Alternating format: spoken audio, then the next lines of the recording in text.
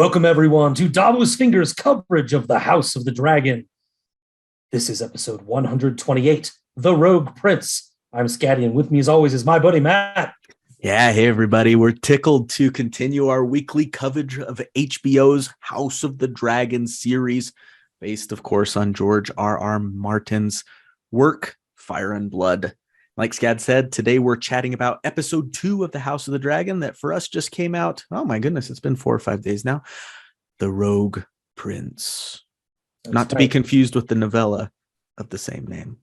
Nor the episode of the same name, episode 82, I think it was, for us. catalog. Yes. But anyway, here we are. Come on, HBO. So we're going to be, come on, man. Didn't you check our episode titles? We'll be releasing these episodes once every week for every episode they air, every Friday. Hopefully to give you guys enough time to digest this content and the previous week's episode and help you prepare for the next one. We'll spend the first part of each episode discussing the episode scene by scene, and then we'll keep it spoiler-free for all those people that haven't read Fire and Blood and don't want to be spoiled and want to keep it a fresh perspective for the next episode. But if you have read the book or just want to know the spoilers anyway, just stick around for the special segment. We call it Dragons After Dark, after our old segment Davos After Dark, and we'll talk about the spoilers and break what we think might happen in the next upcoming episode. Yep. And of course, you know this because you're here. You can check out all of these weekly House of the Dragon episodes wherever you find your podcasts. We're even working on Spotify right now, so stay tuned for that. You can even find them, believe it or not, on our YouTube channel. That's right. We're on YouTube, Khalasar. So if you want to chat with us, we'd love to hear from you. Send us a raven at wearedavosfingers@gmail.com. You can find and like us on Facebook. Leave a comment on YouTube. We're always on Twitter, which is @DavosFingers. And check out our Patreon page at patreon.com/DavosFingers, which is frozen for the moment as we make some future plans for our kind patrons. But we appreciate your support nonetheless. And patience, yeah. These bags under the eyes over here, they're for you guys, YouTube watchers. This is new for us, but we're here for it. Should we dive in right into the? It's not even the first scene. We're going to talk about the opening sequence, which we didn't get the first week. No, the show just kind of started, right? And now they flashed up a little dragon symbol, and it was just like diving right in. To be honest, I loved it. Yeah, I thought it was a good way to just get into it. The sequence is cool. They're fine, but like I've always felt opening credits. It's like, man, give me the action. Give me 2 extra minutes of content. Right. And the episode was shorter than the first one, even. A little bit, and a big chunk of that was taken up in the opening sequence. Yeah, like 3 minutes or something.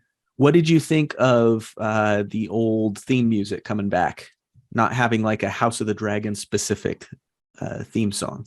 I'm a little mixed about it. I mean, I think most of the viewers probably know how I felt about Game of Thrones. For those that don't, I didn't watch the whole series. I stopped. Does the song make you switch a little bit? Switching.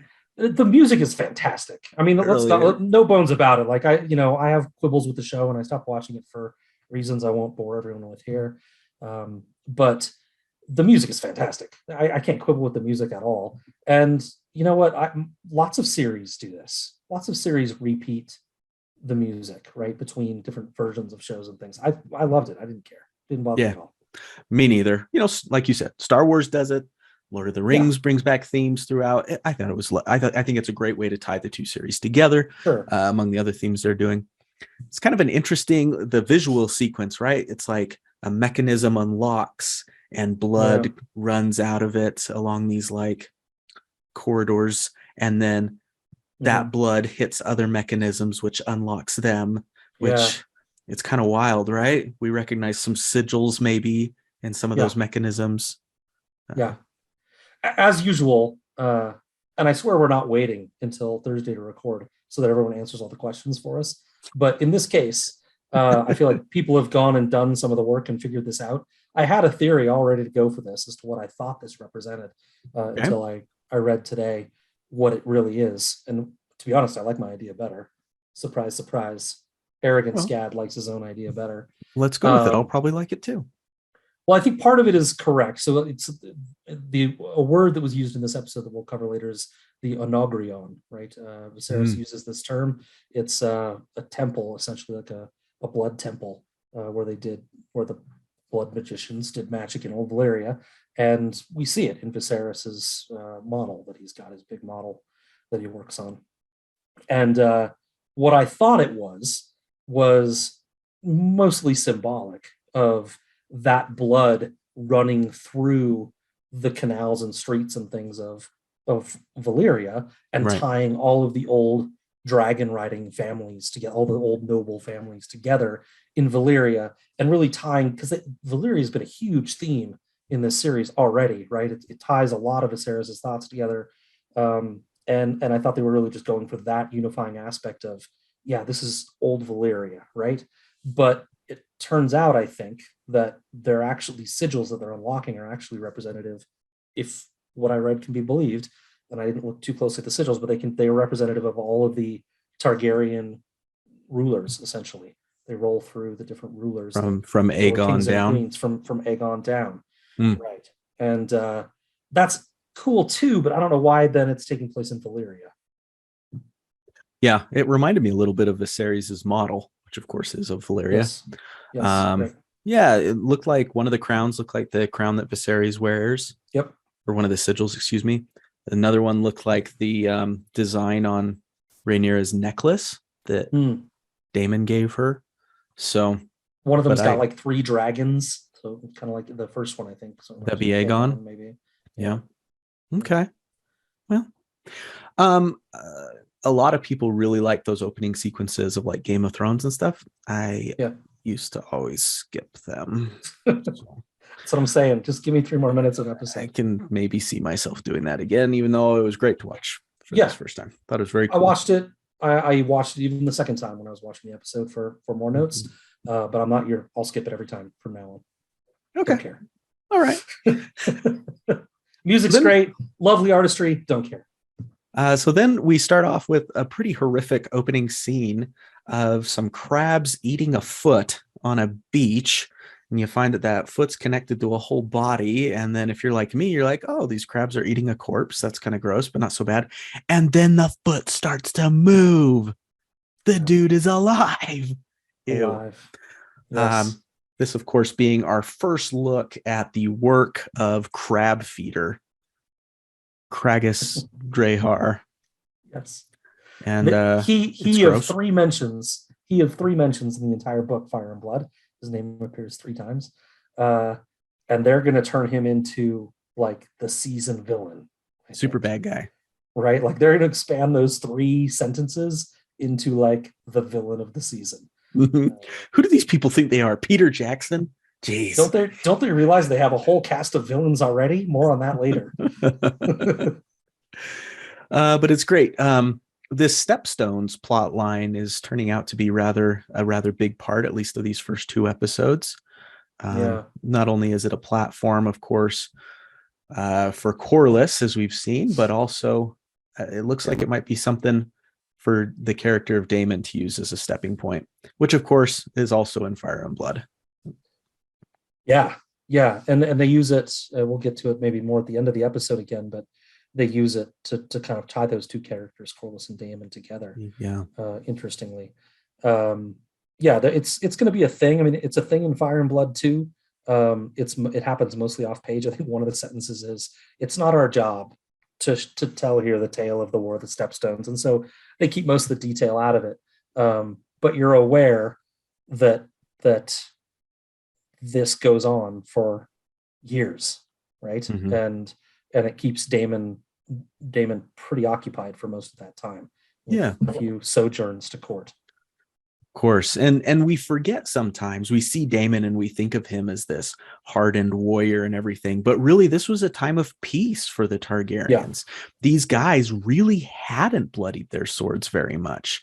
And so this really is an opportunity for Daemon to season himself as a warrior, which isn't something that happens too often during this time period.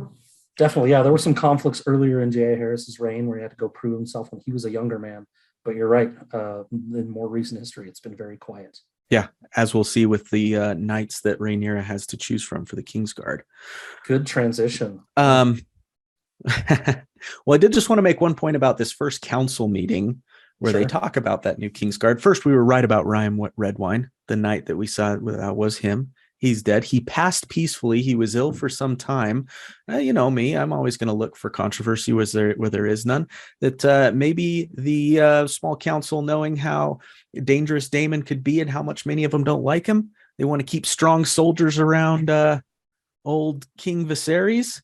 Maybe they saw how frail Rhyme Redwine was getting and slipped a little something into the drink, let him pass peacefully so they could get someone vibrant and new in the Kingsguard. Yeah, he had been sick for some time, it mentioned, right? I don't remember how long they said, but he had been sick. Or maybe they just mentioned that in Fire and Blood. I can't remember now. But he had been sick for a while. And so would I put it past maybe somebody to slip something? Otto? Maybe. I wouldn't put it past Mellos. I don't know. Yeah, Mellos. Yeah. Guy seems like a douche. Yeah, could be. Could be. As I was reading in Fire and Blood, some of this stuff from this episode, I came across this passage about Viserys, and I thought it really came out well in this opening council meeting. Viserys, the first Targaryen, was not the strongest-willed of kings, it must be said, always amiable and anxious to please.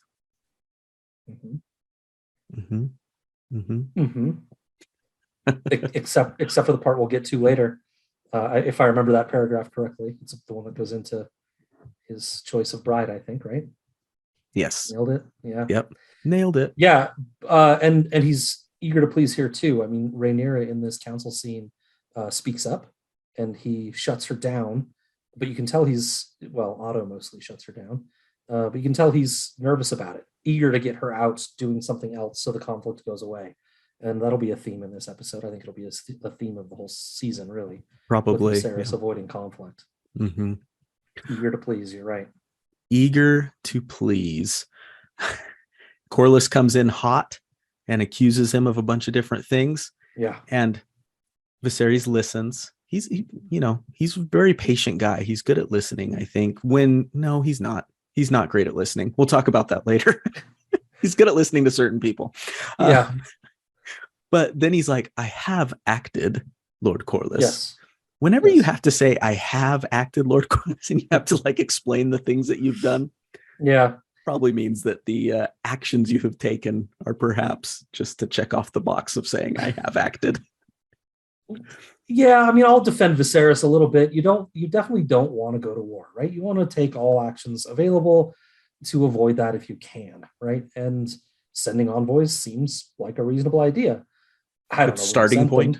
Yeah, but did he send them 6 months ago when Corlys first brought this up? Or did he send them 5 days ago after the ships had been ambushed and taken? Right. So he certainly doesn't seem like he acted expediently. With good timing, but sending envoys isn't a bad idea. It's maybe a little too late. Too little too late. Yeah. Just a quick Fire and Blood difference. In the book, the crab feeder had driven out pirates from the Stepstones. And then what they were doing was they were charging tolls to Westerosi ships for safe passage through the narrow sea, basically. And Westeros it says in Fire and Blood, they were happy to pay those tolls at the time. But as years passed, the crab feeder and his men drove those tolls higher and higher and higher. In addition to that, they became low-key slave traders. There is even a well-known Westerosi noblewoman, Joanna Swan, who was captured and sold to a pillow house in Lys. And that's when but probably for Corlys, it was more the high tolls that were really starting to take a toll on his shipping business that led him to wanting to get it stopped.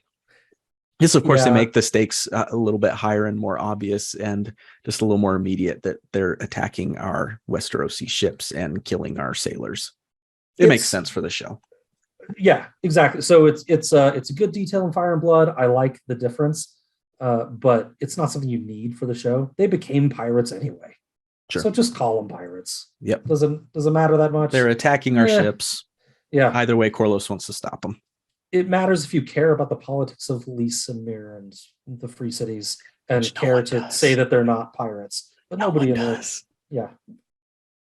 I mean, I do, but I don't think your average show watcher cares about it too much right now, for sure. I don't know that I've ever seen a fan be like, you know what I really want, like a panel on at the next convention? The politics. No, that's fair. I don't want that either. I would like to see a panel dedicated to the maze makers of Lorath. Absolutely. Absolutely. The 3 lines we get from Yeah. Fire. Well, we've got a theory on that too. So yeah, we do indeed. um So Rhaenyra she gets sent off now instead of her idea of going to attack the Stepstones with dragons and being more involved, which you can tell Rhaenyra really wants to be more involved. It's been 6 months. They tell us that it's been 6 months since the last episode, and it feels like she hasn't really gotten any sort of upward movement despite being named heir. She's still doing the same shit, right? And she wants to be more involved, and so she speaks up and gets firmly put back in her place. Yeah. Way to go, patriarchy. And instead gets to go pick the next member of the Kingsguard, which it's That's like pretty picking a cool. Supreme Court justice. This is not a small gig, right? Yeah. It's important. But the dismissal was pretty obvious. The dismissal sucked. Yeah. So she goes to pick one. She does. And she does a good job. Yeah, how does she do? So thoughtful for 15. It's just, this guy's going to do the best job. He's fought other people for real. Yeah. He's the guy I want. Feels legitimate. The only thing that stuck out to me, first of all, House Karen, House Mallister, love to see it. Want to see more houses. They did a good job making those knights seem out of shape. They're like very stout and like not, well-conditioned dudes. One of them caught a poacher or whatever it was. A poacher, fell dead at their feet and they brought him in. I'm surprised that Otto, because you can tell Otto was not pleased with Kristen Cole's inclusion. I'm surprised the Hand of the King couldn't have said, don't bring him along. Yeah. Right? Like, hey, Harold Westerling, the leader of the Kingsguard, maybe just, I don't want him. Let's pick from one of the other guys. I'm surprised he didn't force his hand in there about that. That's a good point, to not even bring him. Hand. Look at us, man. We are just flying high tonight. We're working it. Yeah. If he's so interested in the political choice, why bring that guy along? Yeah. I don't know. It was interesting that Kristen Cole's the only one without a squire there. I didn't notice that. Yeah. Or a flag bearer, whoever it was that's standing by them. Their other guy, I assume it's a squire. But tiny little fun detail. Desmond Karen and Ryman Mallister, the 2 knights that were introduced there, both creations of the show. But Lymond Mallister, who was the father of Ryman Mallister, they mentioned son of Lymond. That guy's actually the guy he's mentioned in the book once. He's the one that beat Kristen Cole in the joust, the same joust where Damon lost to Kristen. So it's kind of funny. They switched it a little bit. They still brought him in, but instead Cole triumphs. Man, dumb little thing. Don't you just wonder like how that conversation goes in the writer's room? Well, pick a name. How about Lymond? Well, no, the fans will freak out because that's actually this guy. And then they're like, yeah, it'll be fine. Or like, yeah. Or won't that be fun? Or if there's something really behind it. Yeah, and they just went, Lymond, yep, that works. Yeah. And then YouTubers all over like me are like, I just called us a YouTubers. My gosh. Oh my gosh. You can give us a little bit and we run the mile. Turn the page. I want Graham McTavish, the guy who plays Harold Westerling, to narrate everything in my life. I just love his voice. He's got a great voice. A great voice. I love it too. So then we go to the first in a series of chats between King Viserys and Rhaenyra's best friend, Otto's daughter, Alicent Hightower. Yes. And they're talking about, principally, they're in front of Viserys' model of Valyria, which is very cool, by the way. Yeah. And we talk about Valyria, as you mentioned before. We do. Yeah, I'd say there's kind of three levels to this conversation, right? Okay. There's the history background level it's interesting information for people that love the series, and we learn a little bit and we hear the word Enogrion, which we talked about earlier. And we're like, was that in a book? What? I don't know. It's new. And I saw David Peterson talking about the origin and online, pretty cool stuff. And you get a little bit of background from Viserys. He's very interested in history and he provides historical details and the architects kind of build the thing and very kind of cool. and he breaks a dragon chunk. You klutz. And 7 hells, he says. 7 hells. And then you have maybe the subtext of a lot of that conversation, which is these two kind of get along, right? And I think they're doing a reasonable job of establishing that there's a relationship building there. Now, we'll come back to all the negatives around how that started and what it all means, but to me, they are showing some sort of connection here. It's being absolutely forced on Alicent. We'll come and talk about that a lot more later. Yeah. But there's a relationship building there, a level of trust. It's been 6 months. They've been talking, it seems, probably regularly. And there's some common interest there. Alicent, I think she kind of likes Viserys' historical kind of nerdy nature. And there's a seeming level of respect. And then there's the last level of that conversation, which is where they get to really the meat of this. Viserys talking to her about his own struggles relating to his daughter, which underlies that second part. They're connecting about stuff. He trusts her enough to talk about this really big problem he's got in his life, relating to his daughter, right? Yeah. And he's talking about it with her best friend. Yeah. Right. Listen, I didn't say it wasn't problematic. And we will, of course, we will get to all of that. Yeah. Yeah. But I agree. You can talk about it now if you want. Alicent's intentions don't feel sneaky. It feels like, we all know that Otto was behind the pushing the two of them together to begin with, but I agree. Yeah. I feel like there's a very genuine connection growing, and as problematic as you said it might be, and we'll talk about later, it feels genuine. In the books, Viserys isn't even 30 at this point, and Alicent is 18, so it maybe makes a little more sense. 18 and 29, yeah. And believe me when I say, just because there's a connection there and they seem to trust each other, it doesn't mean that I think Alicent is comfortable. She likes him okay. This situation, though, is very uncomfortable. Yeah, she's still picking doing the her hands. Mm-hmm. It's a very uncomfortable thing. She's clearly being forced into this by her dad, which, maybe if her dad weren't pushing her, she might come talk to Viserys as a friend and make this relationship real as a friend, right? And really relate to him. But because it's been forced and she's always getting pressured, it's awful, right? I said we talk about it later. I guess it's later. Right. Yeah, I made the note for later, but now seems like the time to bring it up. It feels a little bit, not a ton, because we don't have Alicent's POV to really check on this.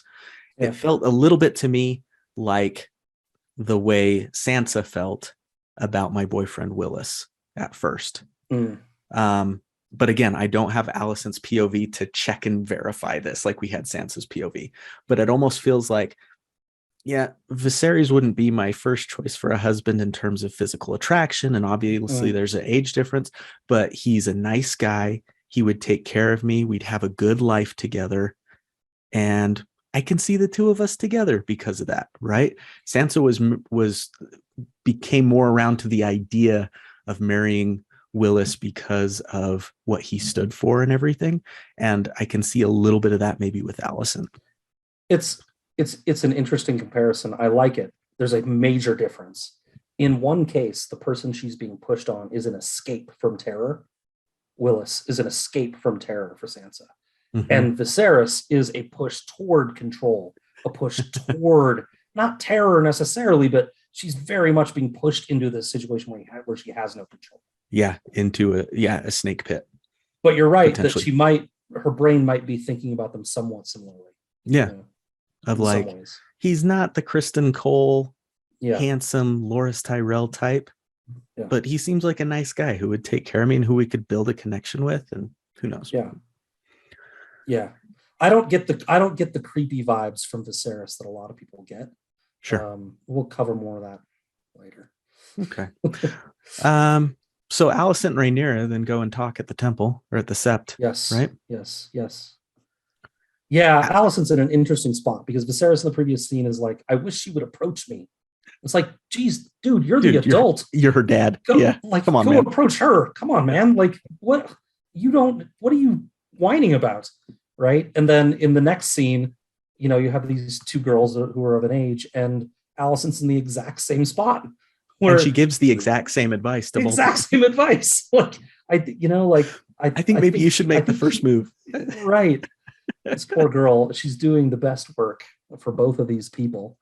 Good old Allison.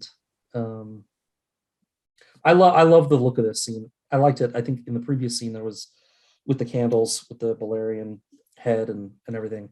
I love the way these candles look. I don't know if they always did it the same way in Game of Thrones, but they're chaotic flames, right? They're blowing all over the place. Whenever Different I read these scenes, I think of them as just like straight rows of candles. Nice and neat. Right? I agree. Yeah, I was the same way. Not wind blowing them all over the place. I loved it. I love the visual of this. It looks really Great. cool. Yeah. And the giant sept. It's fun to see the majesty of some of these. Yeah. As I was watching House of the Dragon today, I was kind of taking it easy today. I'm not feeling super well. So I was kind of relaxing and I watched the episode again.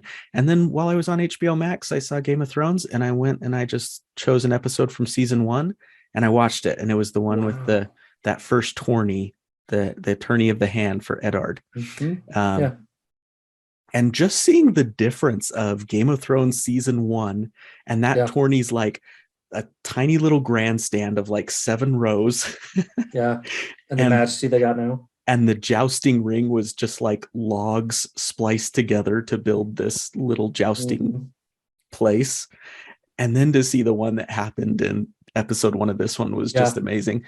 So it's been really fun to see this increased budget leading to really seeing the majesty at the height of House Targaryen. It's a lot of fun. Success brings money, man. Yeah. Once they got money and make money, they can put more money in. Which leads to bigger sets. Indeed. So do you think Alicent is, I mean, obviously she's just being a good friend, like she seems to be. Is she also trying to soften Rhaenyra up to that idea for the inevitable marriage push? Because you got to think that Alicent knows it's coming. I didn't get that impression. What if your father were to remarry? She asks Rhaenyra. Yeah. Maybe I didn't put that together because everyone's asking that question. Sure. To everyone in this episode. What if you were to remarry? It's the duty to remarry. You have a duty to the realm. Blah, blah, blah, blah. Like every conversation almost is about this duty and that he's going to do it eventually. So maybe I just didn't put it together.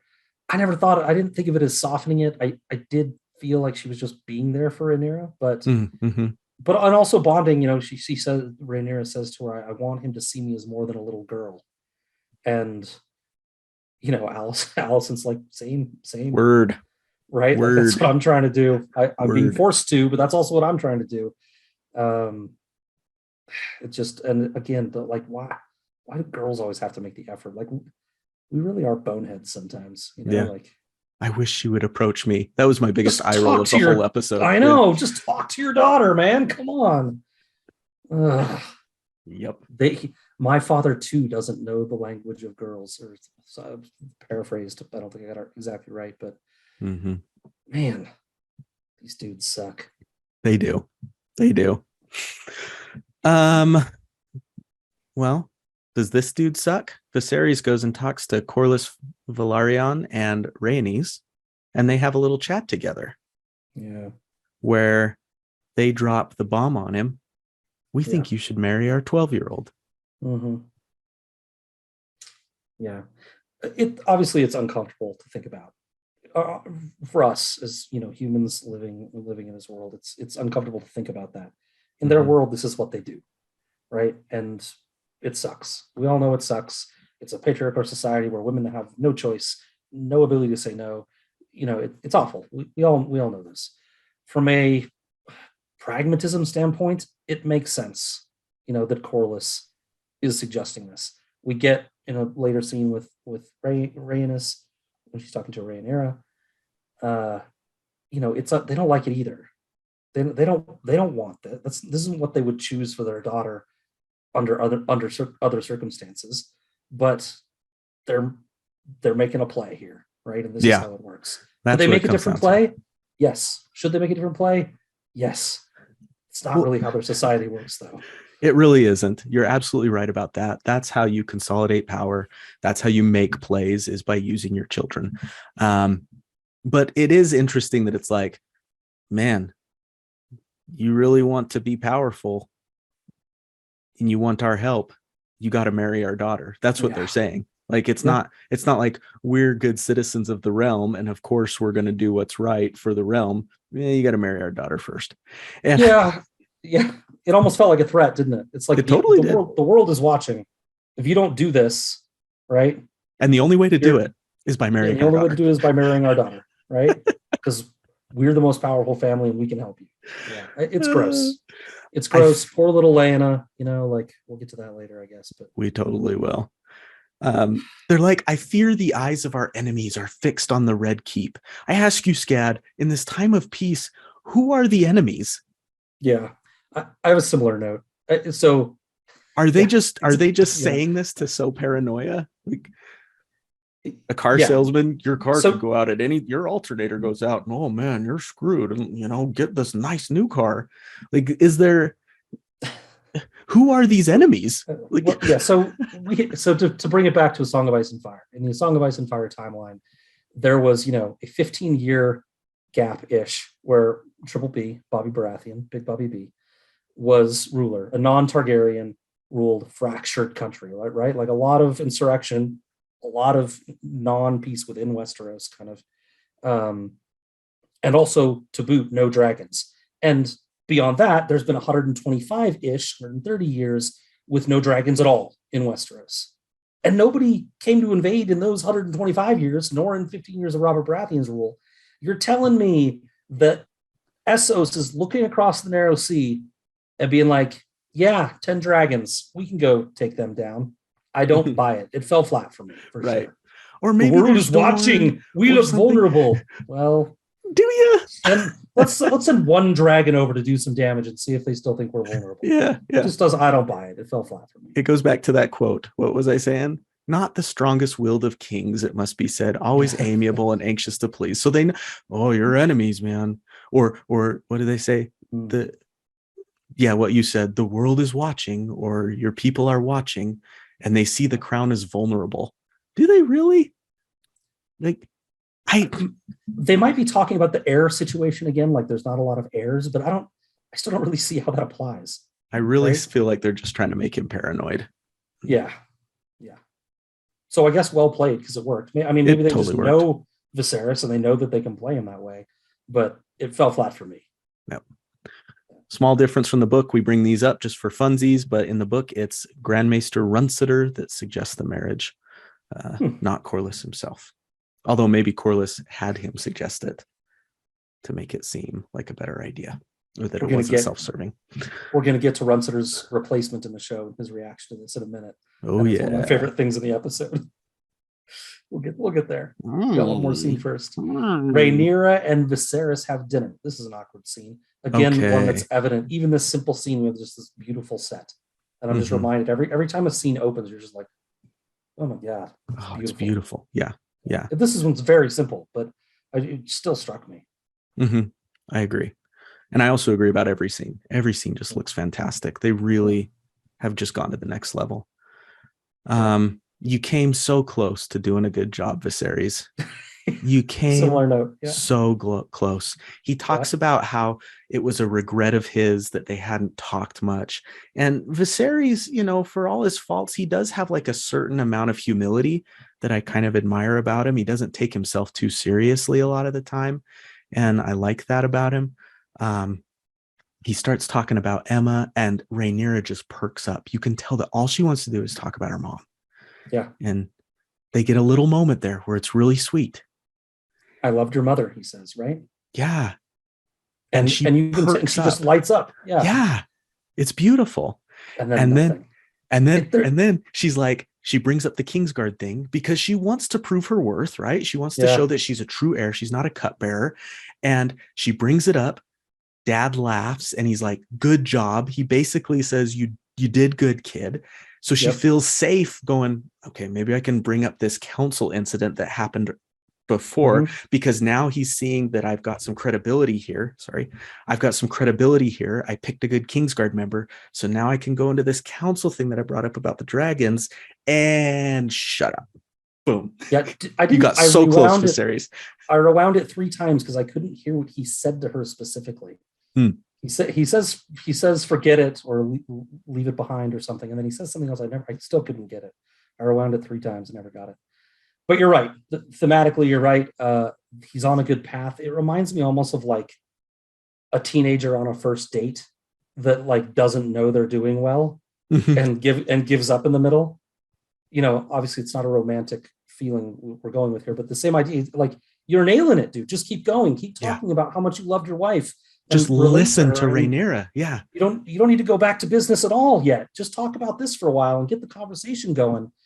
Instead, he just stops. And then it's awkward. And Rhaenyra goes, I guess, back to business. Still, though, you're right.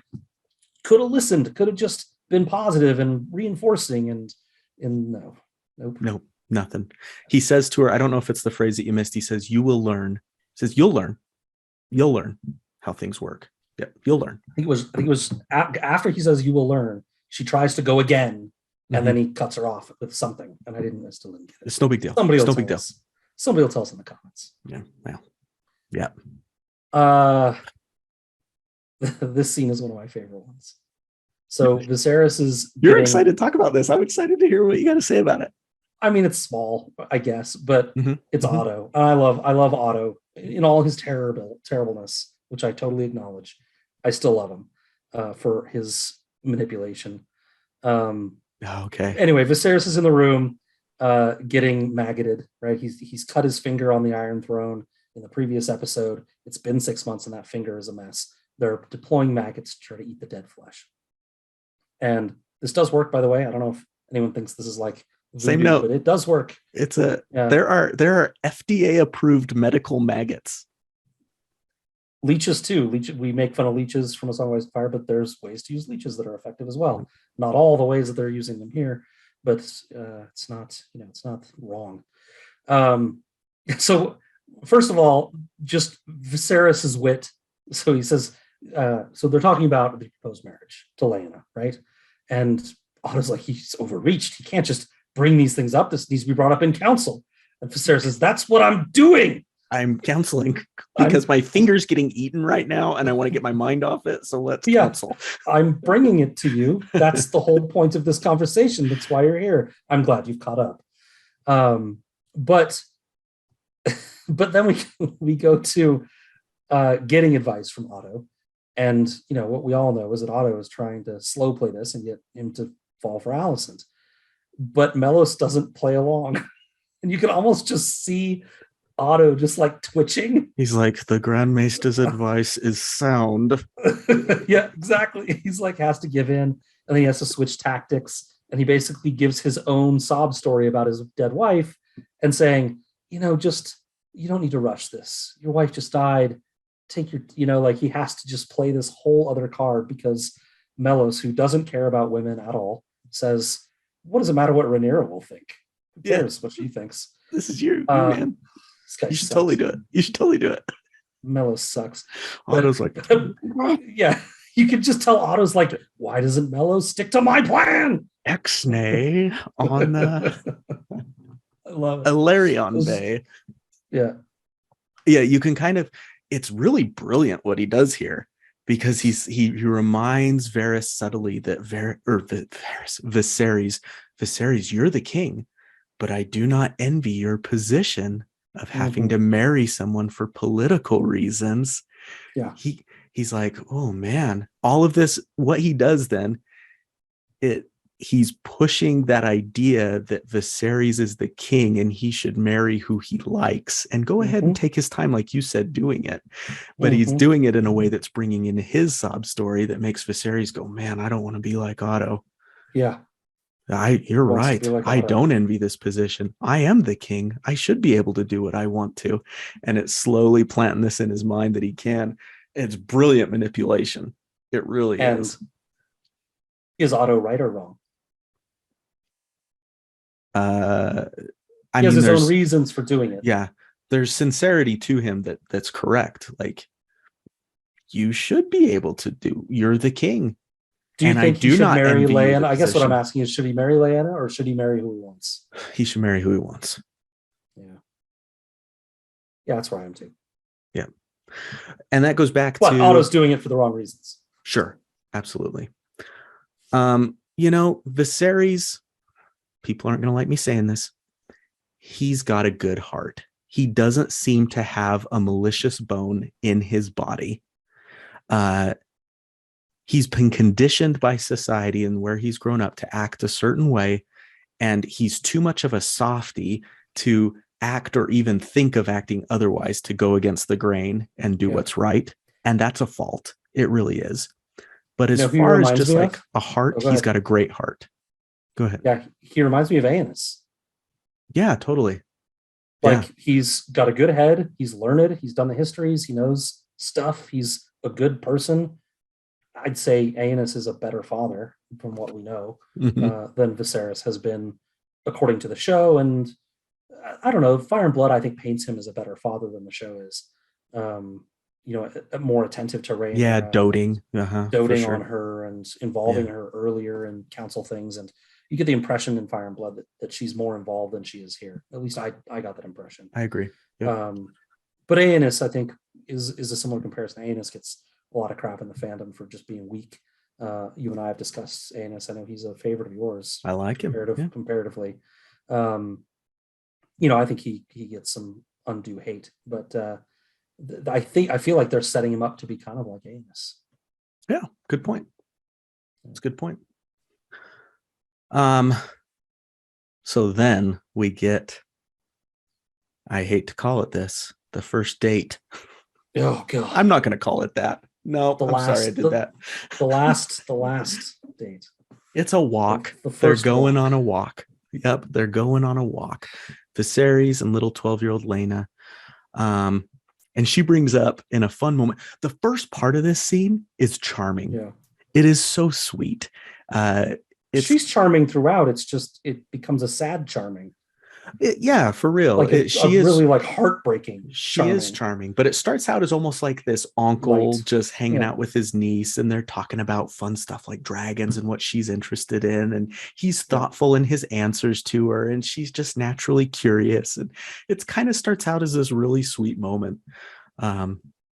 She asks about Vhagar. She's actually like his cousin, right? Or like a cousin once removed, or I don't know, something. Right, because he and Rhaenys are cousins. Right. So and it's Rhaenys' daughter. Cousin's daughter, whatever that is. Whatever that ends up being. Someone tell us, you will. Yeah. Do you think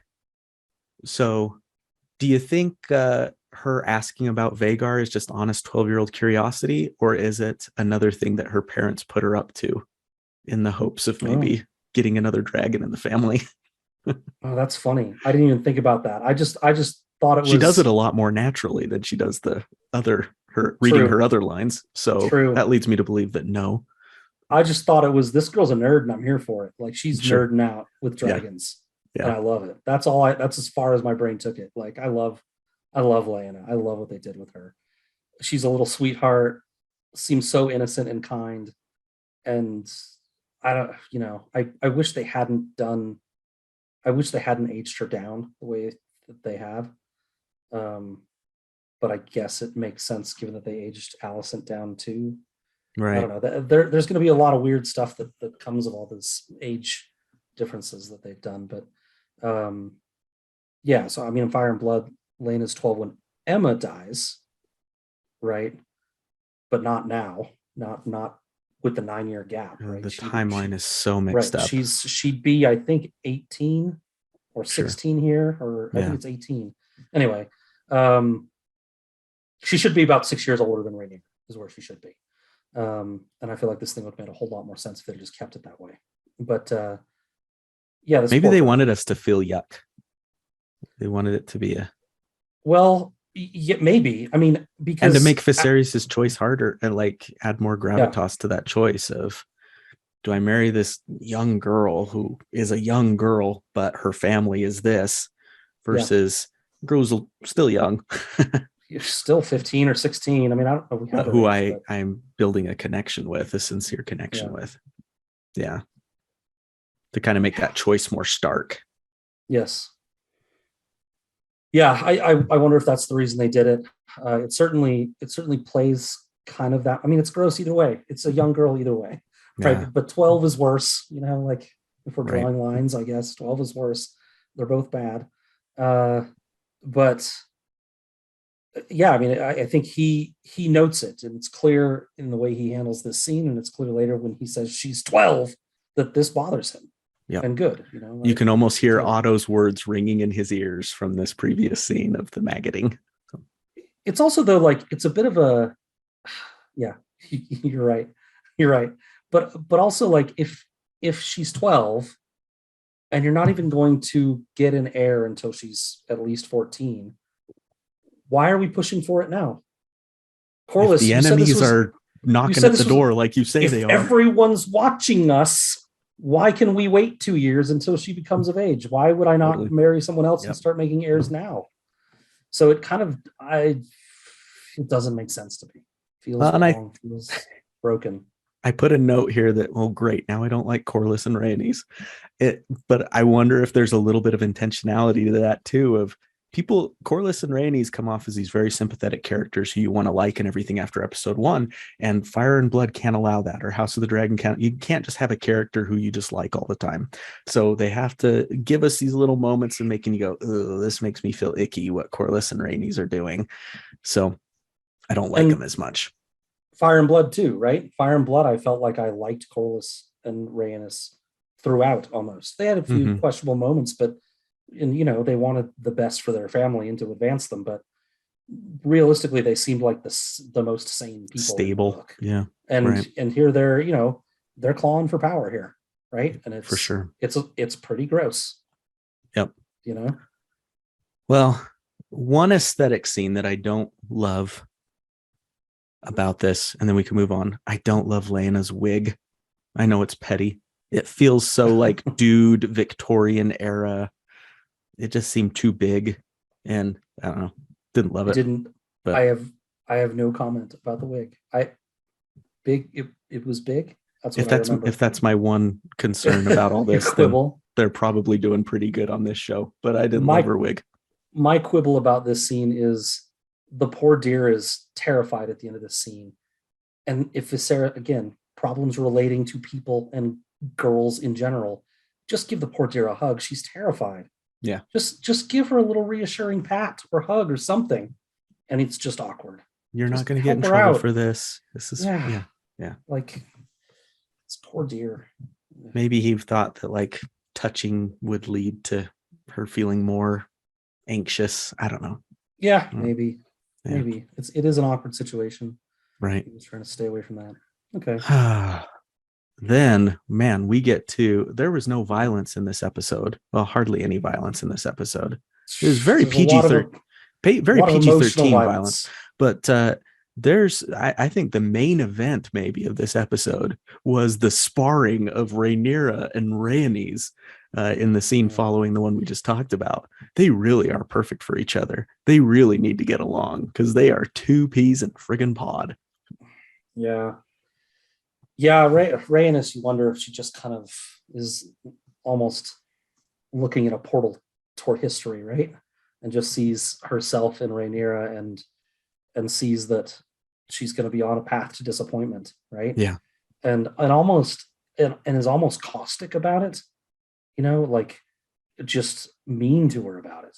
Yeah, like, she comes off as pretty vindictive, actually. Yeah, right. The dialogue goes roughly, the men of Westeros denied a queen already. They had their chance. They denied you.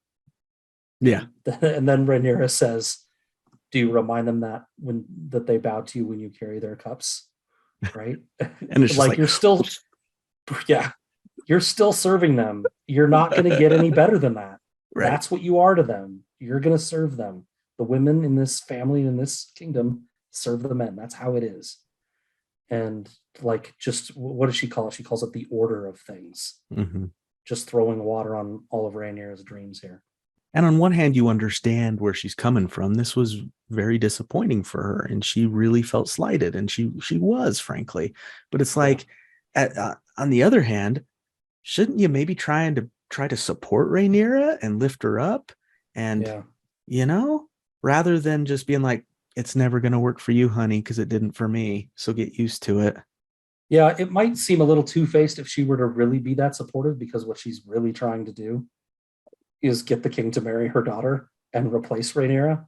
So it might feel a little two-faced if she were that supportive, but she could at least be emotionally supportive of someone in a position she recognizes as similar to her own. Yeah. Emotional support, even if she doesn't think that's the way it's going to work out. Mm-hmm. Yeah, she just kind of. It's not like Rhaenyra's got a lot of friends. No. She could have been a friend to her. And one note I made though, or a counselor. She is kind of jerky to her, but Rhaenys seems to be the only person who is just downright real with Rhaenyra. Yep. Going back to last episode. Yeah. Even we know Alicent Hightower's being a little, I can't talk about this shifty, around maybe. You. Yeah. Right. Rhaenys gives it to her straight. And yeah, you feel that way. There's something about that. I love the actress that plays Rhaenys, Emma Darcy. She has these. Oh, Emma Darcy. Yeah. Emma Darcy's older Rhaenyra, I think. Oh, is she older Rhaenyra? I must have read. We haven't seen them yet. I read that wrong. Yeah, we haven't seen them yet. She has like these eyes that are kind of like smirky, really communicative eyes. Yes. And I love her. I see her on screen and I'm just like enchanted by her. Yeah, I have a note later. Great presence. I have a note later that like I feel like with where I know the book goes, they're going to run out of things for Rhaenys to do kind of soon, and that's not acceptable to me. So they better figure it out. So make some stuff up. This is the one time where Scad's like, make something up, please, to keep her on screen. Mm-hmm. It's kind of like almost what they did with Bronn in Game of Thrones, where they just saw how magnetic of an actor he was and everything, and squeezed him into a Dornish plot that didn't exist, if I remember all right. Of a sudden he's an Emmy winner or whatever. No, then we go to Alicent and Viserys, chat number 2. Yeah. Which this is where I think I had my note about Willis and Sansa. Yeah, it was. So we talked about this already, whether we think Alicent has maybe these nascent feelings for Viserys, and maybe... I don't even know if they're romantic, right? I just feel Correct. like I just feel like there's a connection there between them. Yeah. Whether it's just that they can confide or console each other. It feels like that's there to me, regardless of the fact that she was pushed into it totally against her will and continues to be. Right. Yeah. So that doesn't make that right, what Otto is doing, but it's nice that this is happening in its own way. For both of them. For Alicent, for both of them. That's what I was just about to say, buddy. For Alicent, it's someone to talk to where she doesn't really feel like she's being manipulated, right? Yeah. A male figure who's just real with her. And even though the whole situation is absolutely manipulation. Absolutely. And he's kind of manipulating her at the same time of telling her not to talk to her best friend about it. Yes. So there is a little bit of that. But she feels safe, obviously, with him. Yeah. And she can be whatever around Viserys. And for Viserys, it's nice to just have someone be nice to him. Yeah. Like, he seems just like floored by that gift she gave him when she gave him that fixed piece to his little model. He seemed absolutely floored.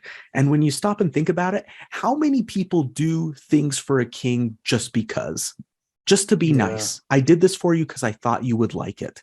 It's all to curry favor or because he's the king. She's just like, I just did this for you because I thought you would like it.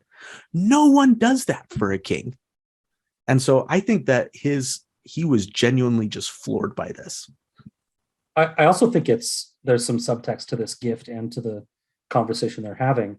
It takes place one scene removed essentially from the scene he just had with Lyanna that is awkward. They don't really get along. They don't really want to talk about this. She's all about talking about dragons, and he's like, Balerion a long time ago. It wasn't, I don't know where Vhagar is. Like he's just kind of not into the conversation.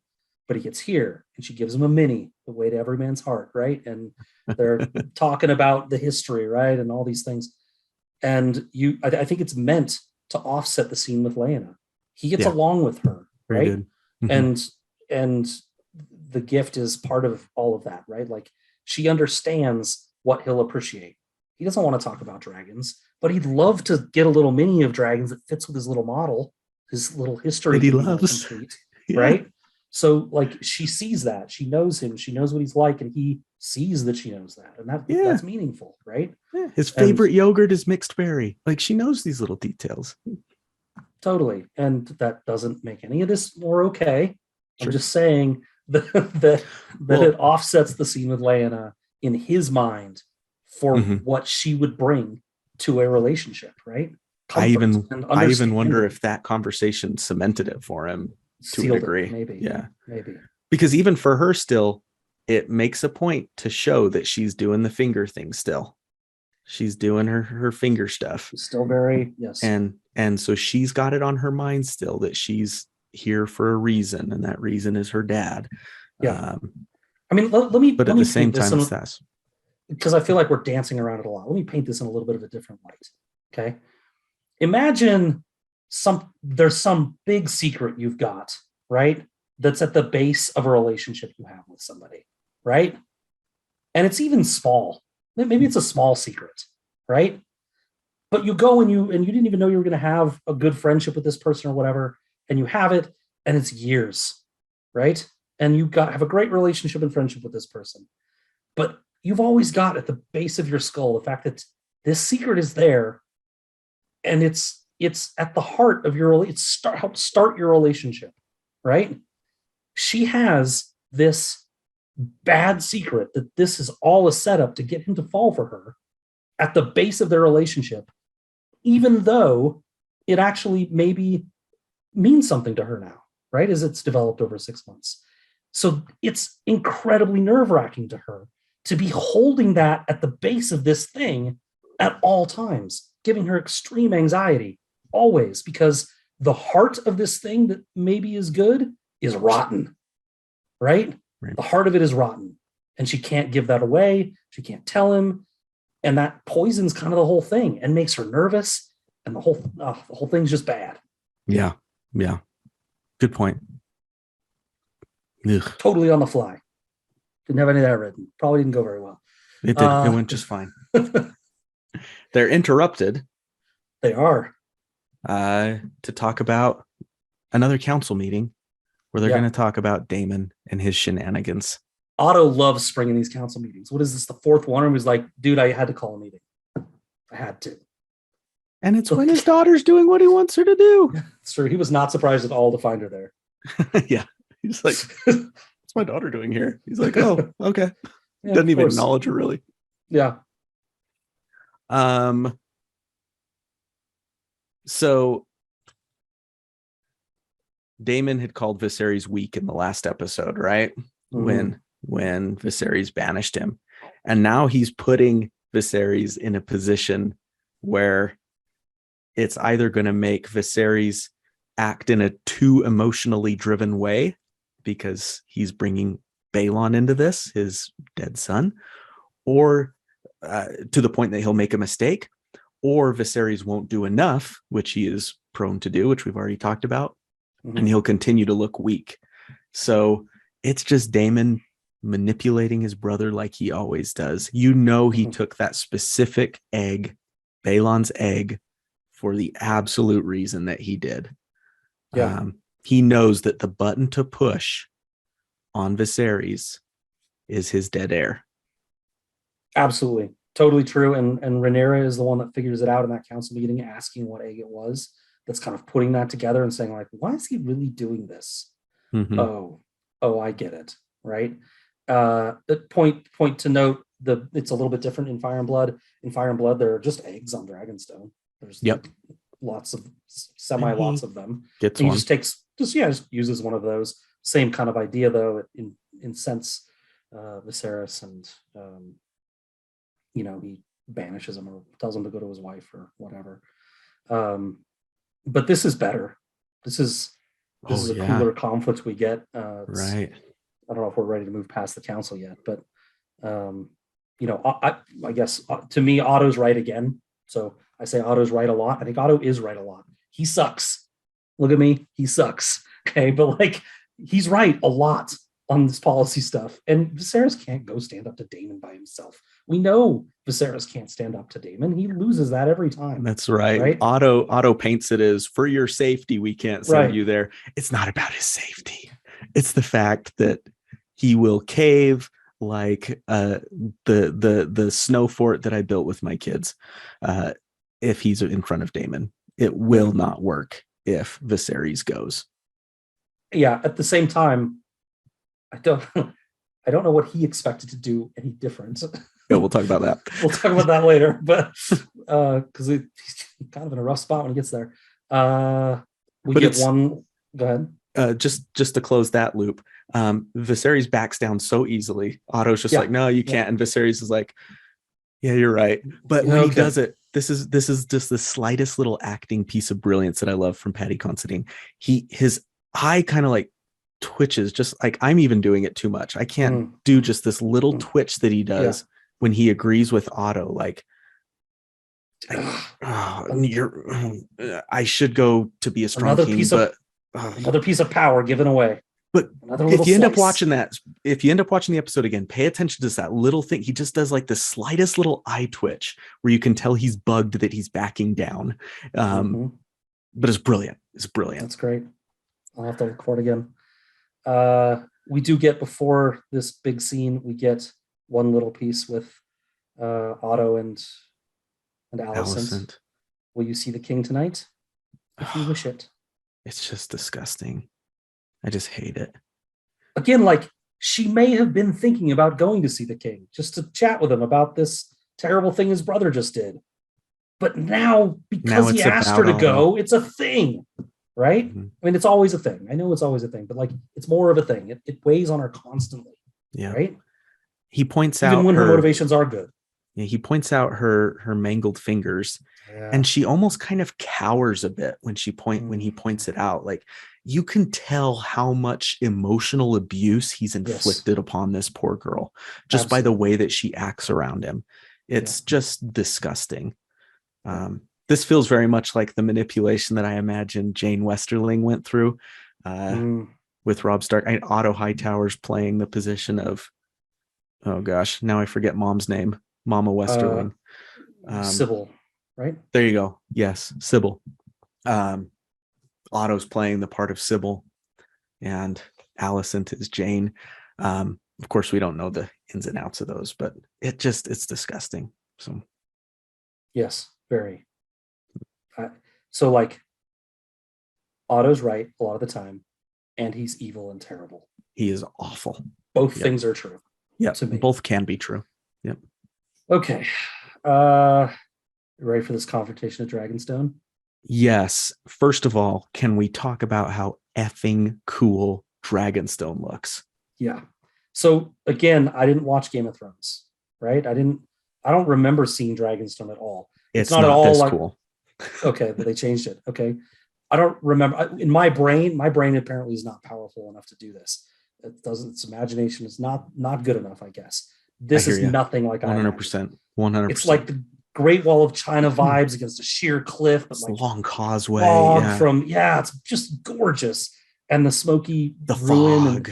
It's just way bigger. I always imagine Dragonstone to be almost like it's on a little rock. Little village. It's on a rock. Keep, and that's it. Yeah. Like, this is much bigger. And I love it. It almost feels like it's on another planet. It's a different world. It might as well be. It's so depending on what you believe about Dragonstone, am I right? So I want to give you a question to answer, or an opportunity to answer the question that you yourself posed.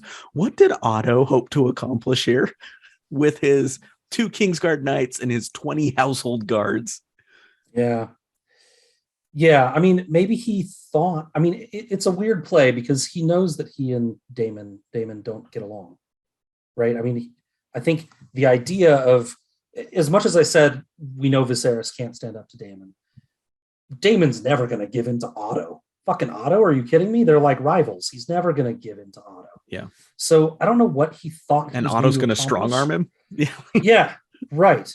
Like what? Like either send all the guys and take it by force, or something else, right? That you think might work. But your presence is just going to piss him off. It's not going to help.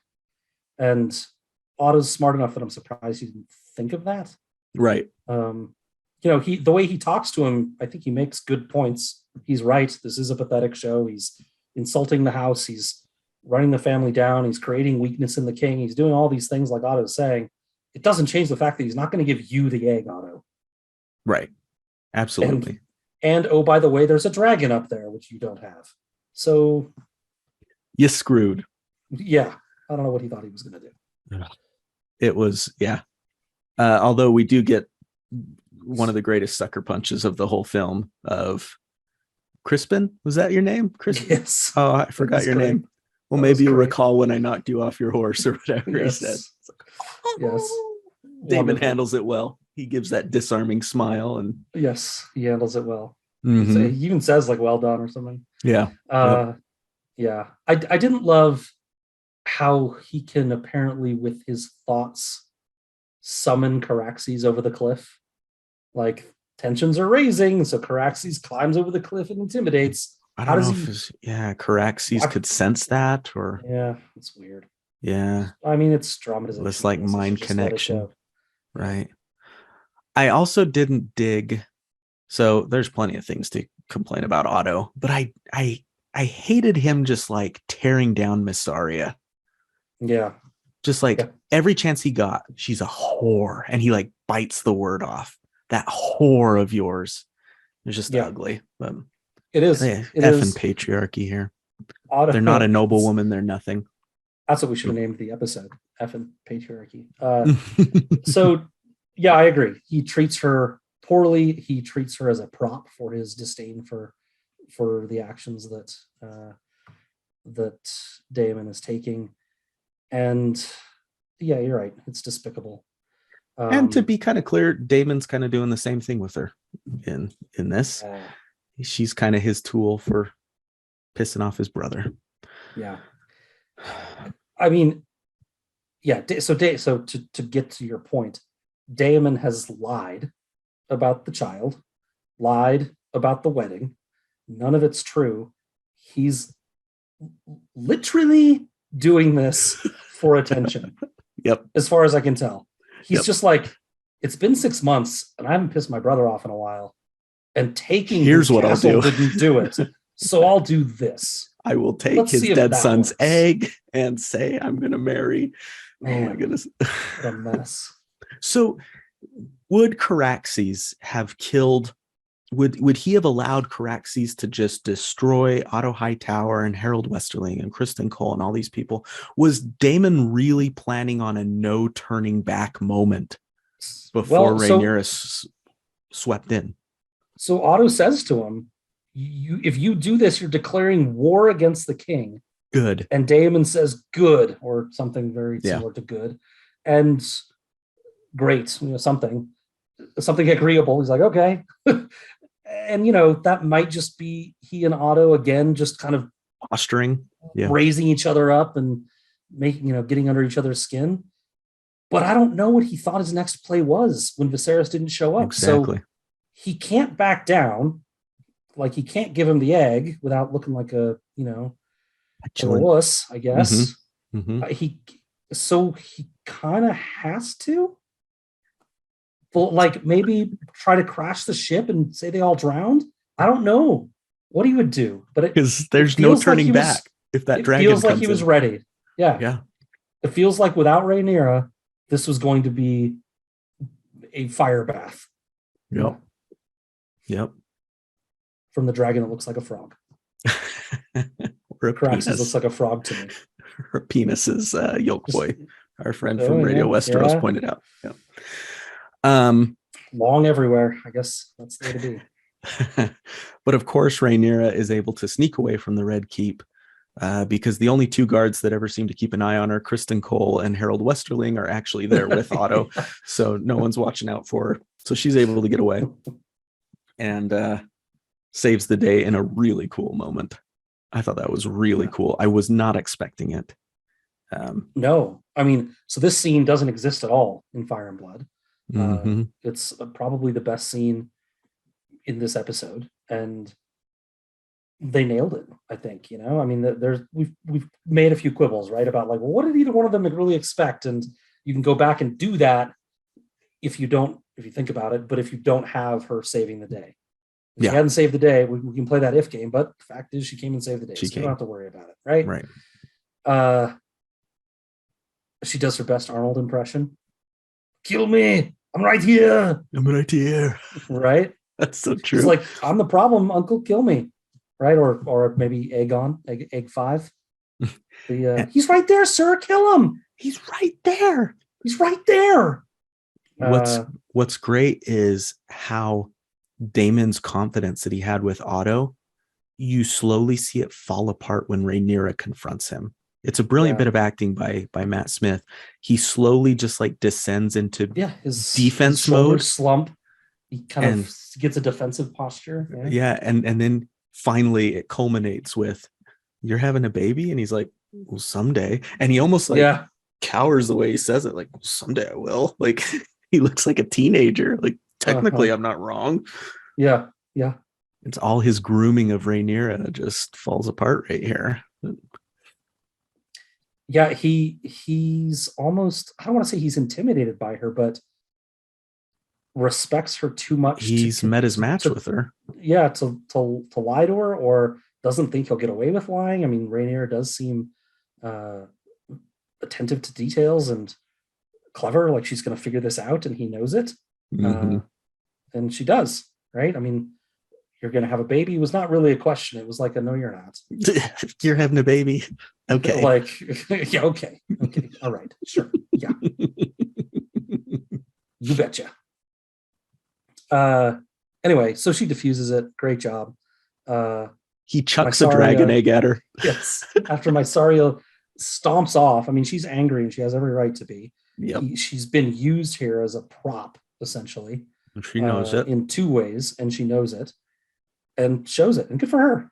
Like, I mean, a lot of people would just stand there and suffer and stand by your man or whatever, but she doesn't. She stomps away and shows her anger. Good for her. Yeah. And then he tosses the dragon egg at her like it doesn't matter at all. Like, good thing she has quick reflexes. You just chucked a dragon egg. You can't do that. Oh. And then they put it in that smoldering carrying brazier thing. Brazier. I'm thinking brazier. What's Maddie's mind on? You need another egg for that. Yeah. Well, not necessarily, but that's fair. I just thought it was interesting. I don't remember, I guess the only experience we have with it is Dany's eggs, which in the early seasons, which I did watch the early seasons. They do heat them a few times. They do keep them warm. Yeah. Mm-hmm. But Mysaria in the Fire and Blood accounts, we don't, of course, get a direct look at her. It's all just retellings. She's portrayed as a more manipulative character towards Daemon, I feel like. And maybe she'll get there. We're early. Maybe this is where she's like, this is the moment where she's like, if I'm going to survive with this guy, I've got to play a bigger part. But here, like we said, she's kind of just Daemon's tool for pissing off Viserys. She even says, I'm not looking for gold or power. I'm looking for freedom, right? To be liberated from fear. Yeah. Liberation. Yeah. And yeah, I struggled with Mysaria quite a bit. There's been a lot of stuff about her accent and all. I don't care about all that, but the actress did fine. She was great. She's good. I don't care for where they're taking her. And I think probably, again, because I'm a stickler for the books a lot of the time, I think of Mysaria, even though we get very little detail, right? It's always just, she whispered that and she told this and, things like that. It's not a lot of detail we get. But I always took her for a bold, woman of manipulation and control, like you're saying. Almost like a Melisandre to Stannis. A little bit, a less powerful Melisandre, but yes. Minus the magic, but a powerful woman in the wings, being assertive, driving some of the action, not just being acted upon. And you're right, maybe we'll get there, right? But I feel like what they gave her so far was, it implied a less bold individual. Yeah. And again, it's early. Maybe we'll get there. I hope we do. Yep. Because the actress, I think, was great from what they gave her. And they've certainly given her a little bit of backstory that we can start from and build to something cool, right? Yeah. Certainly she's come from a place where she had very little to no choice over anything that happened to her. And she's trying to build from nothing, right? So good on her for doing that. Yeah. It just wasn't Maybe exactly we'll see her take that next step. Right. We'll see. Yeah. Good stuff. Well, then I thought of you in this next scene, Scad. We talked about how we didn't get a lot of Lionel Strong in the first episode. Yeah. And we get Lionel Strong here. He gets his own scene with his own little monologue. Yeah. And he does a great job. He does. He gives good advice, considering all the angles, but he doesn't seem like a dick like Otto. Like, maybe this guy should be the hand, right? He's described in Fire and Blood as thus, and I thought they nailed the characterization of him according to this. A big man, burly and balding, Lord Strong enjoyed a formidable reputation as a battler. Those who did not know him oft took him for a brute, mistaking his silences and slowness of speech for stupidity. Maybe that's what we might have thought after episode 1, right? This was far from the truth. Lord Lionel had studied at the Citadel as a youth, earning 6 lengths of his chain before deciding that a maester's life was not for him. He was literate and learned, his knowledge of the laws of the 7 kingdoms exhaustive. And it came off that way in this. I agree. Other than the balding part, the physical characterization, I'm not sure they almost nailed, imagined him even bigger, broader. Burlier. This guy's kind of burly-ish, but burly-ish. Yeah, he's stocky. He's not slight. Yeah. Mm-hmm. Well, and we talked last episode about his son, Breakbones, who we saw parts of him. But he looked slender, right? When you told me that was the guy, I was like, really? This guy, in Fire and Blood, they call him one of the strongest men in the kingdom. Yeah, and I didn't see that. He's wiry, but he's weighty. There's a connection. There's a Rhys Ifans connection for you. The Replacements, was it? Is that what it's called? Yep. Yeah. Where he plays the Scottish kicker. Yes. Wonderful. Anyway, I did love the scene with Lionel. He gives good advice. Seems to have the king's best interest at heart. Seems like a good guy. I like the book paints him. I liked it. Yeah. Good counselor. Straight up with them. Seems like it. Yeah. I mean, he recommends he marries a 12-year-old, which again is problematic, but for the reasons how these things go. Yeah. Mm-hmm. Mm-hmm. Yeah. Then we get to another Viserys and Rhaenyra chat about her actions at Dragonstone. A Kingsguard guy comes in. Your daughter's back from Dragonstone. Oh, what? Huh? What? Why wasn't Harold Westerling watching her? Well, he was with her. Why wasn't Kristen Cole watching her? Well, he was with her. I do not wish to make us estranged, he says to Rhaenyra. Yeah. He's looking for permission to marry Alicent. We know this. And Rhaenyra, thinking that he's talking about Lyanna, gives her approval. He's like, you got to remarry. So go for it, Dad. I support you. Yeah. So he really fucks up here. So she comes in. He's angry, right? He's really kind of tearing into her about risking her life. She shuts him down. She's like, look, I solved this problem without violence. And it went way better than it would have gone had I not gone. I'm going to sit now and we're going to talk. Right. That's basically what she says to him. Okay. And he's like, as a dad, probably it was going off for you too. You're like, you can't let her get away with no punishment on this. But whatever. I mean, she did do a service. So finally the walls come down, right? Finally they're breaking have a through great this. Chat. Yep. And I don't know whether he knows yet he's going to marry Alicent or whether he doesn't. I don't know that for sure. But he's at least got an inkling. And she's being mature. She's talking about something very painful for her, replacing her mother. She says, mother would understand this just as I do. Exactly. Okay. And he gives her nothing. Mm-hmm. Give her some detail. Tell her what you're feeling. Tell her what you're considering. She's talking to you just like you wanted her to. And you don't bring her in. Like, you got to bring her in. She'll find out tomorrow with everybody else. Such a failure. Oh man.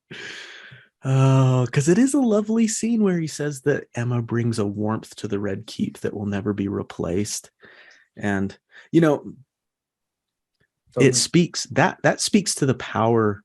We talk about women don't have power in Westeros, and they don't, but perhaps the power that one woman, a queen, can have on setting a whole, I don't know, maybe kind of a mood, or just like, you know what I mean? Like the way people act just because of Emma, who she was as a person, made everyone feel more, he said, warmth. So it brought like almost a happiness to the Red Keep. A tone. There it is, a tone.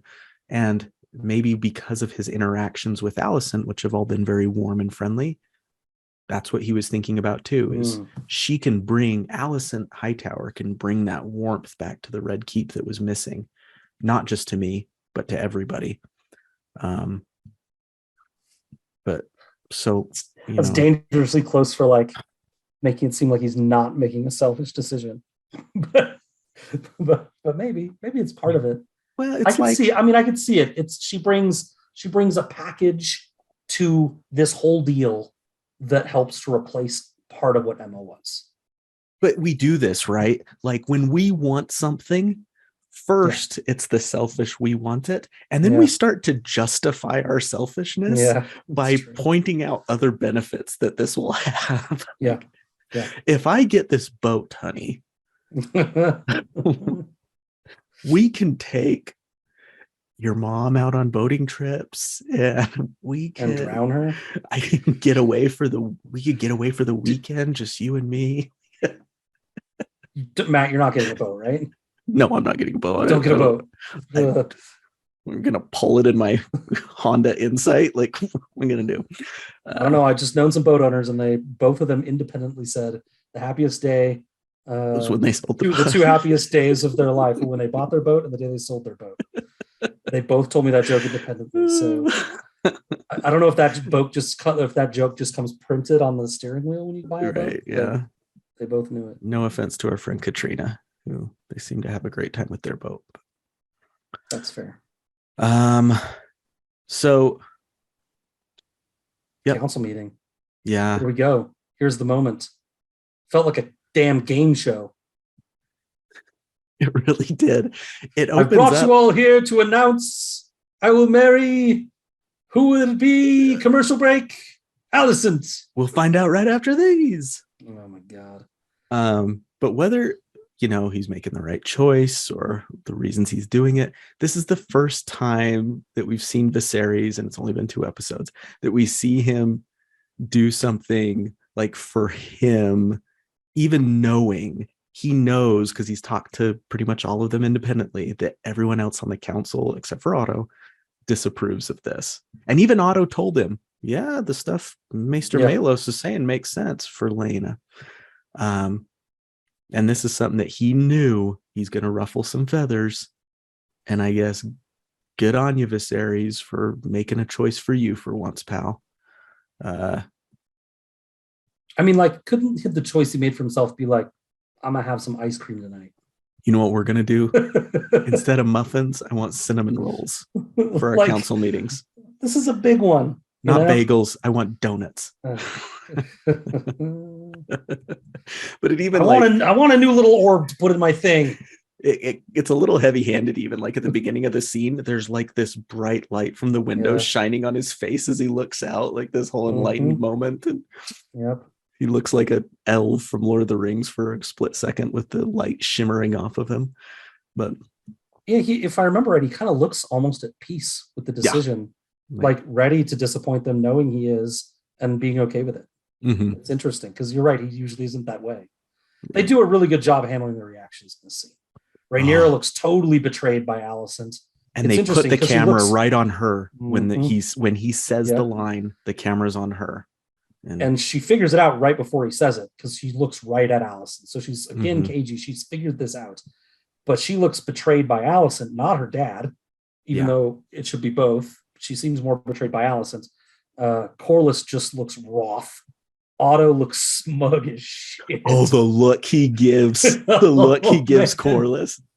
Oh my gosh. He looks over at him, then he just kind of goes. And poor Allison, I don't know how many takes they did or whether she's just perfect as an actress, but she somehow looked both guilty and victimized. Yeah. At the same time. Yeah. Just amazingly done. Oh my Great gosh. Scene. Yeah, the guilt just emanating off of her. Yeah. Was pretty brilliant acting. But yeah. But Viserys seems to feel none of it. He's the one that should feel guilty, most guilty. Right? And he's like, look, I did something for me. I bought my boat. Mm-hmm. I mean, he almost looks surprised that Rhaenyra is hurt. Like, how can you be that stupid, man? You said I could. You could say I could marry whoever I wanted. You said even mom would approve. I don't see what the big problem is here. The problem is it's her best friend, dude. Yeah. And you didn't tell her. Again, it's the childbirthing, to a smaller degree, I understand, but it's the childbirthing thing again, all over again. You didn't even tell her. Like, you got to tell people things that are going to affect them. Give them some level of thought and brain power to deal with these things, to deal with stuff that's going to hurt them. Listen, I know this is going to be hard for you. Yeah. But I've been spending a lot of time with your best friend. Like, when you put it that way, like, yeah, that sounds bad. It's easier said than done. Yeah. But your sentiment is absolutely correct. I'd be remiss as one of the fandom's biggest Hightower fans. I'm not really referring to Otto. I'm referring to the mythical history of the Hightower house in general, even though Otto's a piece of shit. The Hightowers are nothing to sneeze at.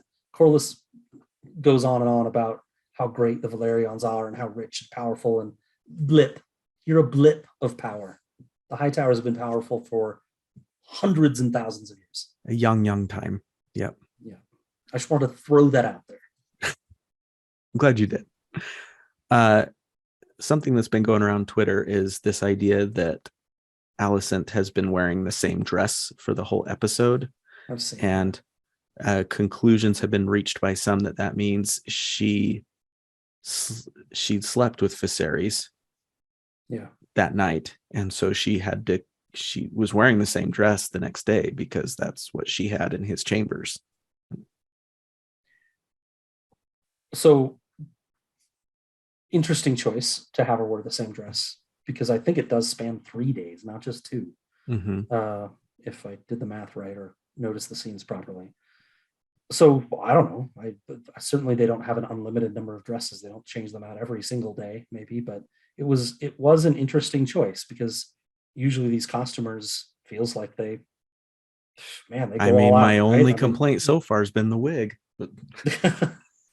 So I'm surprised they had her wear the same dress 3 days in a row. And if it was I can see people trying to draw conclusions from that, because the costuming usually, at least it seems to me, with these shows is, I almost said overdone, masterfully and brilliantly done, with variety and lots of options and lots of details. Yep. Right. Mm-hmm. And so I'm surprised to see it repeated.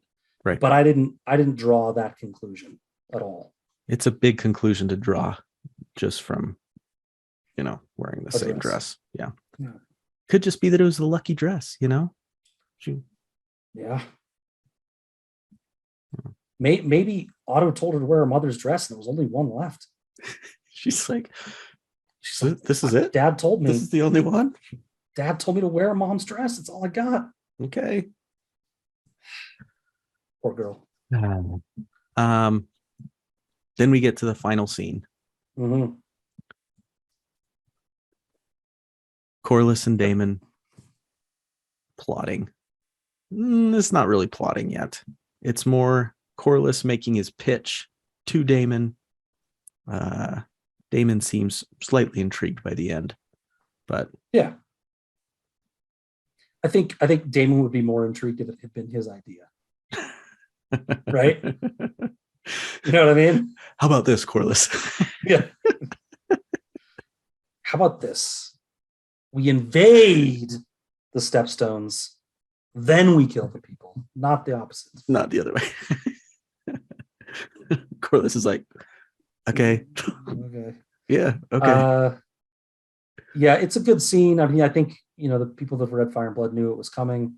I think kind of it was meant to be kind of a slow reveal of like who's he talking If it's to. Damon, yeah, but maybe those who have read the book were like, he's talking to Damon. This is that moment. Yeah, I mean, I Yeah. knew it, but Aowen didn't, and she thought it was effective, right? She was watching it with That's me. interesting. I'm glad that you're watching it with someone who hasn't read the books, and Yeah, it's a little, probably gives you some cool insights.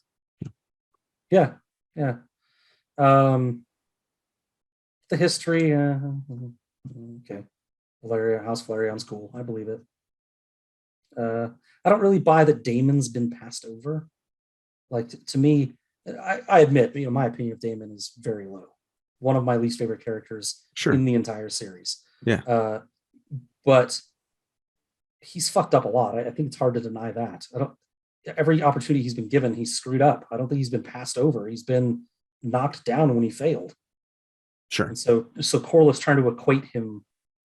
Corlys is being a salesman here. Yes. Corlys is being a salesman here. He's pitching. Yeah.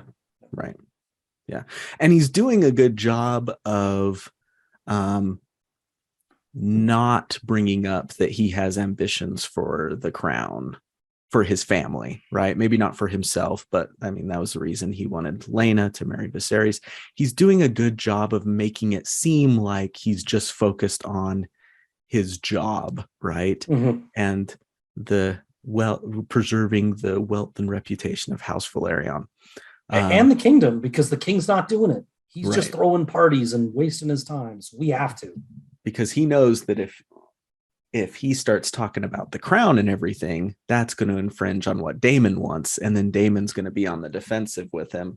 Okay. And brings a whole new set of baggage. Yeah. So he keeps it, listen, this is about my family. This is about my business. I need to think about this. But you can help me with that, and I can help you, get to where you want to be. We can both improve our station and prove our worth, right? Mm-hmm. Yeah. Mm-hmm. So good job, Corlys, I guess. I mean, I think it's going to work. On that note, maybe it's time to go to Dragons After Dark. Yeah. Should we do our acapella musical intro? Yeah. Dun, dun, dun, dun. Dragons After Dark. All right. So my first bullet here is, will we see a moment where Rhaenyra finds and claims Vhagar? That could be fun. We haven't seen a lot of dragons yet.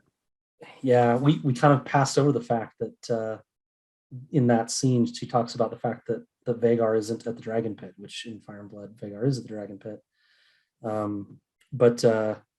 Yeah, I think we are going to see it. I don't know. I mean, I think she's going to do it. I don't know if we'll see it, right? I don't know if they're going to give her the screen time because she is a very minor character at this point. I don't know if they're going to give her the screen time to actually like go tame Vhagar. That said, fandom's crazy for fucking dragons. So like, get a new dragon on screen, and maybe they will, right? It's gonna be crazy. Or maybe it can be, we're in spoiler mode here. Maybe it can be a bonding moment for she and Daemon. Damon, which is something her future husband. Yeah. Right? Yeah. Exactly. So, Daemon is now hanging out at Driftmark with the Valerians, and maybe this is a moment, right, where she brings up the dragons with Daemon, and in the opposite scene of what she had with Viserys, he's into it. He's like, yeah, man, dragons. I know where Vhagar is. She's like, take me. And he's like, let's do it. Let's do it. Because he's fucking Daemon.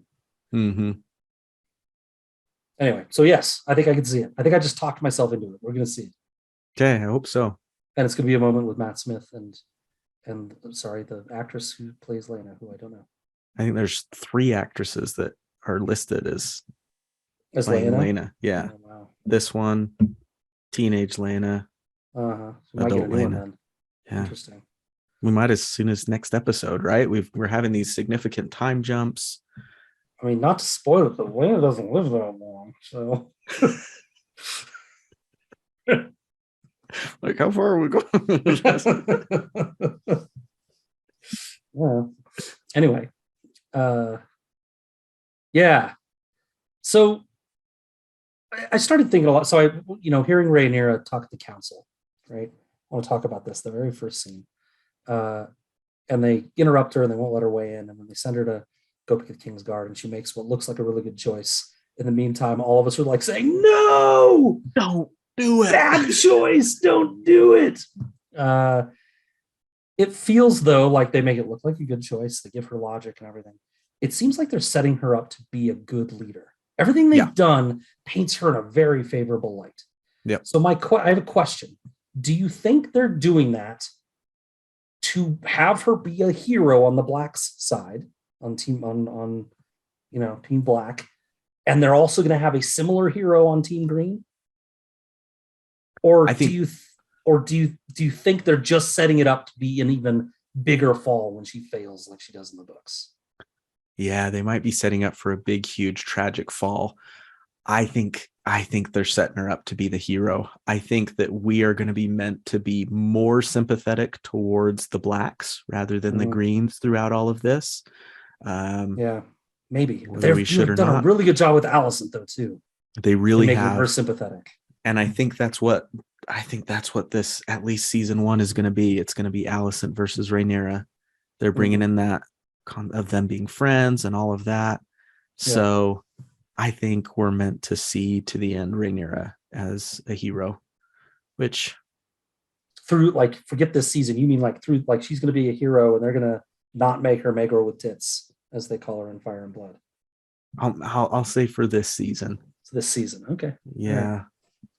I agree. I definitely don't think the fall is going to come this season. She might make some questionable choices or something, but I don't think the fall is going to come this season. Yeah, it feels like there's much more of a plan this time around than with Game of Thrones. It felt like with Game of Thrones, it was like, oh crap, we made this decision back in season 2. Now we're in season 7 and we have to figure something out to make this work. What are we going to do to make this work? Well, you know what, Matt? Everything that's being said is they've got a plan. What helps with that? Having a whole outline instead of 5/7 of an outline. That's true. Give them some credit here. So everything that we've seen in these first 2 episodes, the things that we've heard from Martin himself, and it feels like there's a plan for this one, at least. Yeah. And I hope that plan is to not turn Rhaenyra into the show's version of Tyrion Lannister, where good guy to the end. Yeah, I hope not. I mean, yeah, Rhaenyra is a sympathetic character to me. For sure. I wouldn't call her a villain, but she becomes pretty villainous in a lot of ways. Yeah. And I hope they don't shy away from those. Yeah, I hope not. What I said earlier is, I hope the showrunners realize they have a whole cast of villains already, because they do. Almost everyone in this series is doing bad stuff to each other. Does a villainy thing in some way. Yeah. Yeah. Yeah. There's no character that you can just get behind and ride to the end. There just isn't. And those ones Corlys die. Those ones Corlys and Rhaenys were closest, right? Probably. But even they're not untouchable. Yep. Right? Yeah. And the show's done a good job already of making them not untouchable. And I like it that way. Yeah, me too.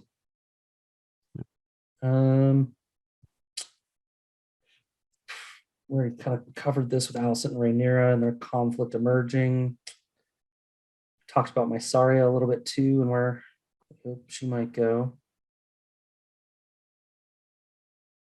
Well, yeah, we did. We might have talked about all these. Maybe some things that you think will happen in the next episode. Do we think we'll see another big time jump? Yes. Yeah, I think we're going to skip ahead. So if you saw the preview for the next episode, it looks like we got little baby Aegon at least. Right. I wonder if maybe we'll also get either Aemond or Helena. I don't know if they're going to do them in the correct order, or whether they'll make Aemond go next for age reasons and stuff like that, or exclude Helena entirely, for all I know. Hopefully not. Aegon's got to have kids. But yeah, I think they're going to skip forward. I would think 18 months or 2 years. Yeah, quite a bit. Crazy, right? Yeah. And then I think Rhaenyra is going to get betrothed to Laenor in this next episode. If it won't happen unless they do skip forward the 2 years. But if they do, I think that will happen. And then maybe some beginnings of this stepstone action. I think we're going to be in the thick of it. Nice. Yeah. I mean, if they skip forward 2 years, it could be it could be. I don't think they'll end it because they've built the crab feeder up too much. I think they're still going to drag that thing out several episodes. An episode But, or two at least. Yeah. Yeah, I think they're going to be in the thick of the stepstones for sure. Yeah. Right. Which in Fire and Blood, it always had that feeling that like Daemon and Corlys are going to win eventually. Like it's a foregone conclusion that they're going to win. And this makes it feel like there's more stakes to it, that it's not quite as certain, at least from the previews. Yeah. In Fire and Blood, I don't remember the exact timeline, but I believe in 109, it seems like they kind of have it mostly sealed up. They've kind of got it. So that's, 3 or 4 years into the conflict. It seems like they've got it kind of mostly sewn up. But then the Triarchy doubles down, right? They send Ricalio Rendune out there and he fights, and then the Dornish join in, and the thing lasts until 2015. So the thing lasts 9 years. Mm-hmm. But I don't know whether they'll do all of that or whether they'll just focus on Kragus. I mean, when you've got Ricalio Rendune sitting right there, I don't know why you'd go with this crab feeder guy, but anyway. I think it's just going to be crab feeder. Yeah, so I think they'll draw that out then for 2 or 3 more episodes. Yeah, I can see 2. Yeah. And then I'm looking forward to seeing Kristen Cole taking a more established place amongst the Kingsguard and maybe in Rhaenyra's heart. Yeah. Interested to see where that goes.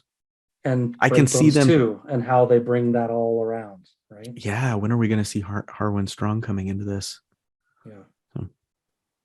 And despite the fact that he's fighting the Stepstones, there are moments where Daemon comes back and affects the main plot point. He comes back for attorney or the marriage, or the timeline's all screwed up, right, when it's all happening. But I assume he's going to make appearances at court at some point and get forgiven like he did in Fire and Blood. Sure.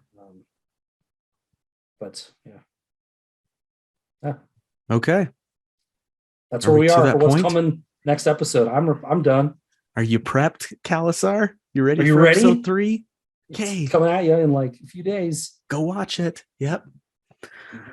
Well, let's sign off. Come back here and join us next Friday. Right? We'll be back with another episode covering episode 3 to get you ready for episode 4. As always, find us right here. So this is Matt signing off, reminding you that to elude a storm, you can either sail into it or around it, but you must never await its coming.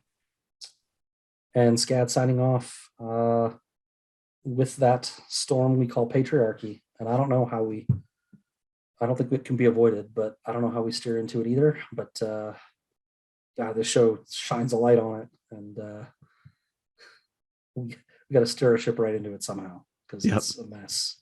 Yep. Still forever. Bye, Kalasar. Good night. Thanks for listening.